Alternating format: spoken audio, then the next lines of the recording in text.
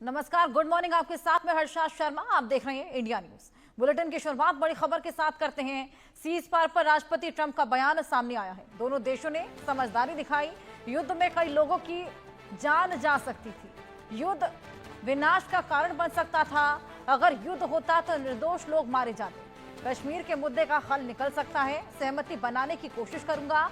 कश्मीर पर सहमति बनाने की कोशिश करूंगा। दोनों देशों के बीच व्यापार को और ज्यादा बढ़ाऊंगा। ये तमाम बातें ट्रंप की। युद्ध से कई लोगों की जान जा सकती थी। विनाश का कारण बन सकता था। युद्ध होता तो निर्दोष लोग मारे जा सकते थे। और इसी को लेकर ये देखिए, डोनाल्ड ट्रंप जिनका ये पोस्ट भी सामने आया है। दोनों देशों ने समझदारी दिखाई। ट्रंप का ये बेहद बड़ा बयान है। मेजर जनरल जेके बंसल, डिफेंस एक्सपर्ट, हमारे साथ जुड़ गए हैं। बहुत स्वागत है सर आपका।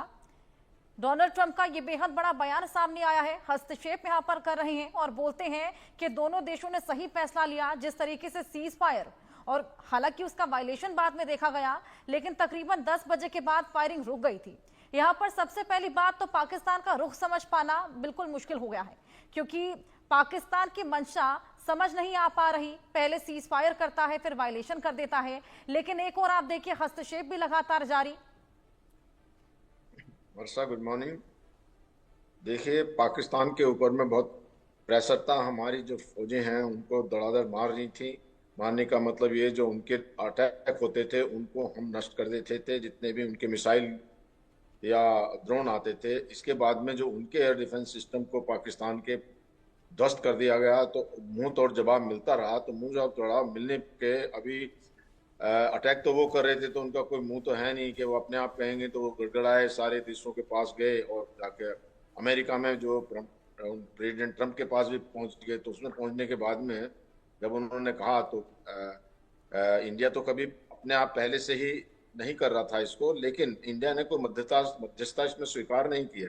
मध्यस्थता इसमें स्वीकार नहीं किया, इसलिए डीजीएमओ ने जब उनके फोन किया तो अब उनको बोला भाई डीजीएमओ बात करेगा, तो डीजीएमओ से बात किया तो उसको एक्सेप्ट कर लिया गया। उसके बाद में फिर उन्होंने सीज फायर तोड़ दिया, जैसे आपने कहा। तो जो सीज फायर तोड़ा है, इसका कारण ये है कि देखिए, ये जो बातें चल रही थी, अभी बातें चल रही थी शहबाज शरीफ और प्रेसिडेंट डोनाल्ड ट्रंप के बीच में। तो दोनों ये पॉलिटिकल लीडरशिप थी, लेकिन तो उनके कहने पे जब बंद हुआ तो मुनीर को लगा कि मेरी तो कोई अथॉरिटी नहीं है, मैं जो है भाई ये तो उन्होंने कर लिया। तो अपना अथॉरिटी दिखाने के लिए कि मैं हूँ जो कुछ करता धरता हूँ यहाँ पे, तो वो सीज फायर का उल्लंघन करा दिया। फिर दोबारा जब भारत ने फिर उनको करारा जवाब दिया इधर से, तो फिर पीछे हटके वो सीज फायर बंद हो गया।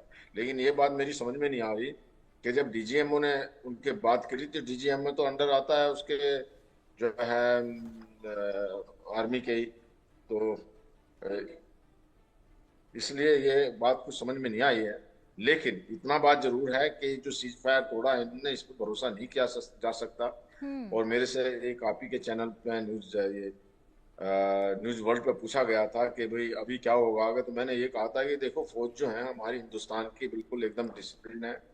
और जो एक बार कमिट कर दिया डीजीएमओ ने, हमारे बोल दिया या हमारे आर्मी ने बोल दिया, तो कोई गोली नहीं चलेगी। लेकिन पाकिस्तान का कोई भरोसा नहीं, उनकी फौज डिसिप्लिन है। तो अब ये पता नहीं कि ये किस लेवल पर हुआ है कि पाकिस्तान की फौज ही उनके कंट्रोल में नहीं है।